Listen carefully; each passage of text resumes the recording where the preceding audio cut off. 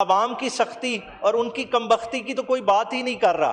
ہم ترمیم کھیلی جا رہے ہیں. کیا ترمیم اتنی ہی ضروری ہو گئی ہے؟ اس وقت کی ضرورت ہے کہ ہمارے سوشل ایشوز جو پریسنگ ایشوز ہمارے سر پہ سوار ہیں. 26ویں آئینی ترمیم نے اس کے کچھ ثمرات بانٹے، مگر 26ویں آئینی ترمیم ایسے نہیں آئی تھی. اس سے پہلے بھی ایک 63A کی بہت بڑی سہولت کاری کی گئی تھی، اور اس سہولت کاری کے نتیجے میں آپ نے دیکھا کہ ترامیم ادھر کس طرح سے 26ویں آئینی ترمیم پاس ہوئی. ہمیں تانا دیا گیا 9 مئی کا. دیکھیں 9 مئی کا فیصلہ ہوتا رہے گا، عدالتیں دیکھ رہی ہیں، مگر اللہ کا شکر ہے ہم نہ 26ویں آئینی ترمیم والے ہیں نہ 27ویں آئینی ترمیم والے ہیں. بسم اللہ الرحمن الرحیم. جناب اسپیکر شکریہ. آج لا منسٹر صاحب نے 27ویں آئینی ترمیم پیش کی، مگر جس طرح ٹریڈیشنلی ان کے چمک ہوتی ہے، آواز میں گرج ہوتی ہے، آج مجھے لگتا ہے کہ ان کا صبح ہی صبح بلے شاہ سے واسطہ پڑ گیا کہ وہ اندر ہی اندر لڑتے ہوئے نظر آئے. وہ اس طرح معاملہ بنا نہیں.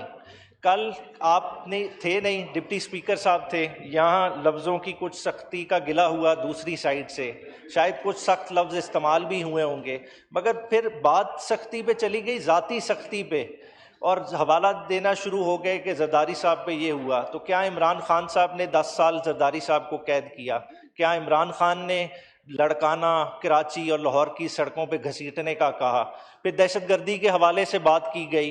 کیا اسامہ بن لادن کے کمپاؤنڈ سے عمران خان کا لیٹر نکلا تھا کہ عمران خان نے کہا کہ پنجاب میں آپ دھماکے نہ کریں؟ تو اس طرح سے باتیں مختلف کرتے گئے. پھر دیکھیں مینڈیٹ کے حوالے سے بات کی. کیا عمران خان نے یہ روایت قائم کی کہ اصغر خان کیس کے مطابق کہ پیسے لے کے کسی کا مینڈیٹ کی نفی کرنی ہے، یا آج کے صورتحال میں پیسے دے کے ایوان میں آنا ہے؟ تو یہ ساری باتیں کس سے منسوب کر رہے تھے؟ تو اپنی سختی سے نکل کے مجھے خیال آیا کہ اس وقت عوام کی سختی اور ان کی کمبختی کی تو کوئی بات ہی نہیں کر رہا. ہم ترمیم کھیلی جا رہے ہیں.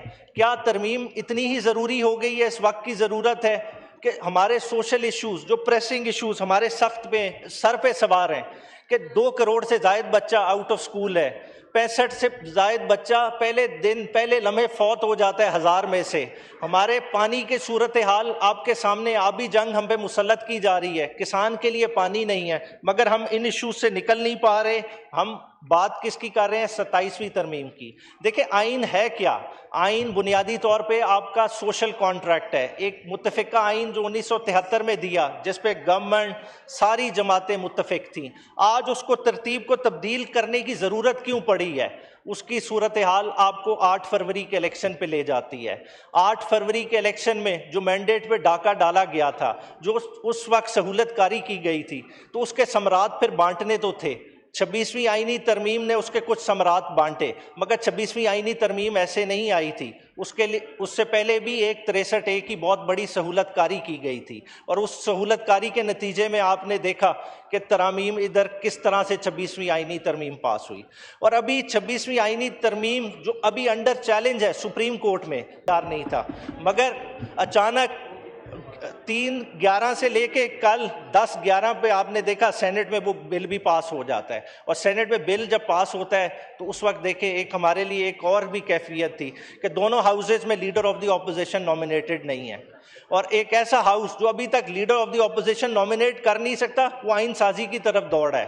عرفان صدیقی صاحب اللہ تعالیٰ انہیں جنت نصیب کریں، وہ پارلیمانی لیڈر بھی ہیں، ان کی کوئی انسٹرکشن نہیں، وہ 2 ہفتوں سے تو ہاسپٹلائز تھے، ان کا بھی انتظار نہیں کیا گیا، مگر پتہ نہیں کیا جلدی تھی، اس کو جلدی سے سارے معاملات کو کیا گیا.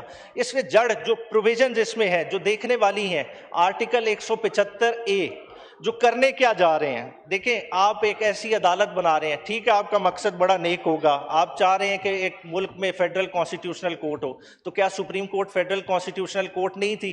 آپ سارا کانسٹیٹیوشنل اختیارات اسی سپریم کورٹ کو دے دیتے اور اس کے نیچے ایک فورم بنا لیتے جو اور باقی انسلری معاملات دیکھ لیتے. مگر آپ کی نیت یہ نہیں ہے. آپ کی نیت کیا ہے؟ 175A کا جو ڈی ہے وہ ڈیل کرتا ہے. آپ چاہتے کیا ہیں کہ پہلا چیف جسٹس کون لگائے؟ On the advice of Prime Minister, appoint the first Chief Justice of Federal Constitutional Court from amongst the judges of the Supreme Court. تو یہ ہینڈ پک آپ کرنا چاہ رہے ہیں. تو اگر آپ اس طرح کے ہینڈ پک کرنا چاہ رہے ہیں، اگر فرد واحد آج سلیکشن کرے تو ٹھیک ہے، تو پھر کیا ڈوگر کورٹ کیوں غلط تھی؟ کیا آج دوبارہ آپ ڈوگر کورٹ کی بنیاد نہیں رکھ رہے؟ آپ ڈوگر کورٹ سے بھی برا کام کر رہے ہیں. آپ کیا کر رہے ہیں؟ آگے جو چیف جسٹس اپوائنٹ ہوگا اس چیف جسٹس کی اور وزیر اعظم کی مشاورت سے اگلا پورا بیچ آف ججز لگائیں گے. تو بنیادی طور پہ تو آپ نے پھر آئینی عدالت کا تو ڈے 1 سے نفی کر رہے ہیں. جب اس طرح کی سہولت کاری ہوگی تو معاملات کیسے چلیں گے جناب والا؟ پھر سب سے انٹرسٹنگ، آئین میں اتنی ترامیم کیوں کرنی پڑی ہیں؟ کیونکہ جگہ جگہ سپریم کورٹ کو فیڈرل کانسٹیٹیوشن کورٹ سے ریپلیس کرنا تھا. اگر اتنا ہی ضروری تھا تو آرٹیکل 6 کے 6(4) میں بھی ترمیم کر لیتے. 6(4) دیکھنا بڑا ضروری ہے. آرٹیکل 6 وہ ہے جو بیسیکلی آمروں کا رستہ روکتا ہے، مگر اس میں آپ جسارت نہیں کر رہے فیڈرل کانسٹیٹیوشنل کورٹ کی لفظ ڈالنے کی. کیوں نہیں کر رہے؟ یہ لگتا ہے کہ کسی آپ آمر کے لیے رستہ ہموار کر رہے ہیں. آرٹیکل 6 کا 4 اگر اس کو آپ دیکھ لیں 2A 6 کا 2A an act of high treason mentioning clause 1 اور clause 2 shall not be validated by any court including the Supreme Court and a high court. تو ادھر فیڈرل کانسٹیٹیوشنل کورٹ کیوں نہیں ہے؟ یہ بہت غور طلب سوال ہے، اور یہی مجھے لگتا ہے کہ ارڑ صاحب کو بہت زیادہ چبھ رہا تھا جو اس طرح سے وہ بول نہیں پا رہے تھے. پھر دیکھیں آرٹیکل 189 رول آف پریسیڈنٹس کی بات کرتا ہے. دیکھیں آج آپ نے ایک ایسی عدالت بنا دی ہے جس کا پہلے تصور ہی نہیں تھا. ساری پریسیڈنٹ کس کی فالو ہو رہی تھی؟ سپریم کورٹ کی فالو ہو رہی تھی. تو آج 2 ججز فیڈرل کانسٹیٹیوشنل کورٹ کے بیٹھیں گے، فیصلہ کریں گے جن پہ سپریم کورٹ کے بنائے ہوئے قوانین کا کوئی لاگو ہی نہیں ہوگا.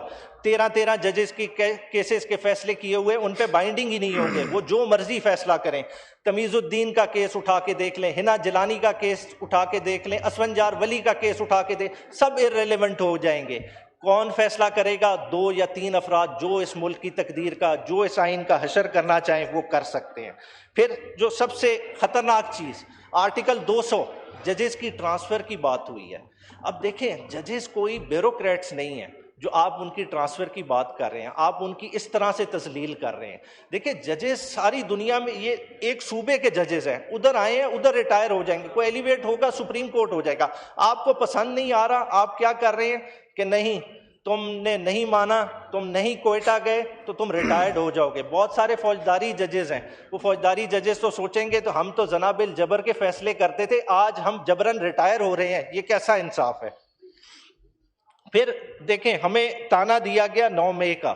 دیکھیں 9 مئی کا فیصلہ ہوتا رہے گا، عدالتیں دیکھ رہی ہیں، مگر اللہ کا شکر ہے ہم نہ 26ویں آئینی ترمیم والے ہیں نہ 27ویں آئینی ترمیم والے ہیں. ہم وہ رستہ نہیں کھول رہے جو آپ کھول رہے ہیں. دیکھیں آرٹیکل 248 میں ہم آپسی لڑائی میں پڑ گئے. دیکھیں میں سمجھتا ہوں آرٹیکل 248 نہ اس وقت پریزیڈنٹ زرداری کی ضرورت. دیکھیں اب آپ کو اپنی پوزیشن کلیریفائی کرنی پڑے گی.